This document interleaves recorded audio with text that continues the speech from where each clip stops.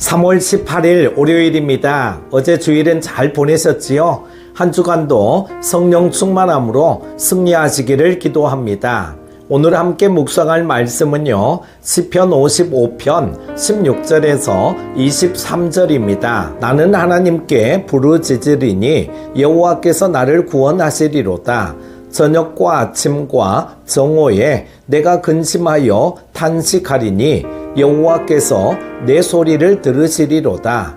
나를 대적하는 자 많더니 나를 치는 전쟁에서 그가 내 생명을 구원하사 평안하게 하셨도다. 옛부터 계시는 하나님이 들으시고 그들을 낮추시리이다. 셀라. 그들은 변하지 아니하며 하나님을 경외하지 아니함이니이다. 그는 손을 들어 자기와 화목한 자를 치고 그의 언약을 배반하였도다. 그의 입은 우유 기름보다 미끄러우나 그의 마음은 전쟁이요 그의 말은 기름보다 유하나 실상은 뽑힌 칼이로다. 내 짐을 여호와께 맡기라. 그가 너를 붙드시고 의인의 요동함을 영원히 허락하지 아니하시리로다. 하나님이여 주께서 그들로 파멸의 웅덩이에 빠지게 하시리이다. 피를 흘리게 하며 속이는 자들은 그들의 날에 반도 살지 못할 것이나 나는 주를 의지하리이다. 아멘. 인생을 살아가면서 가장 큰 어려움 중에 하나는 가까운 사람이 나를 배반하였을 때 겪는 고통과 아픔일 것입니다. 믿고 함께했던 동료나 친구, 가족이 나를 배반하여 나를 고난 속으로 몰아넣을 때 우리는 그 사람을 저주하고 심판하려고 하기 쉽습니다. 하지만 본문에서 다윗은 자신의 친구이며 함께 하나님을 예배하던 동료가 자신을 배반하였을 때 비록 큰 고통과 아픔을 느꼈지만 배반한 친구를 다윗 자신이 심판하려 하지 않습니다. 다윗은 배신으로 인하여 가슴 아픈 상황 속에서 복수보다는 하나님께 부르짖는 방법을 택합니다. 먼저 하나님께서 들으시기 때문입니다. 다윗이 배신을 당해 아픈 가슴을 부여잡고 하나님께 기도한 이유가 무엇입니까? 하나님께서 다윗의 탄식 소리와 억울함과 고통을 들으시기 때문입니다. 17절에 저녁과 아침과 정오에 내가 근심하여 탄식하리니 여호와께서 내 소리를 들으시리로다. 내 가슴 속에 있는 응어리와 고통을 누구에게 털어놓겠습니까? 사람에게 아무리 털어놓아 보아도 진정한 위로를 받을 수 없습니다. 그리고 그 고통을 해결할 능력도 사람에게는 없습니다. 하지만 우리 하나님은 우리가 탄식하고 근심하며 부르짖는 기도, 억울한 마음으로 올려드리는 기도를 귀 기울여 들으십니다. 그리고 우리의 상하고 찢긴 마음을 하늘의 평안으로 위로해 주십니다.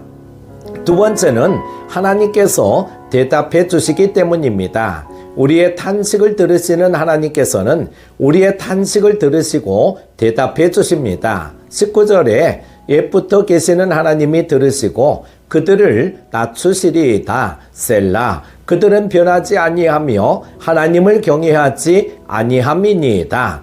들으신다는 말은 히브리어 성경에 아나라는 단어로 표현되어 있는데요. 이 말은 대답한다는 뜻입니다. 우리가 하나님께 억울함을 털어놓으며 간구했는데 하나님께서는 아무런 대답이 없으시면 우리는 더 큰 상처를 입을 것입니다. 하지만 친절하시고 성실하신 우리 하나님은 우리의 아픈 상처에 대해 들으시고 대답해 주십니다. 하나님의 대답은 배신한 이들을 낮추심으로 나타납니다. 억울하고 답답한 일을 당하여도 하나님이 들으심을 확신하며 하나님께 부르짖고 기도합시다. 하나님께서 반드시 대답해 주십니다. 세 번째로 심판은 하나님의 손에 달려있기 때문입니다.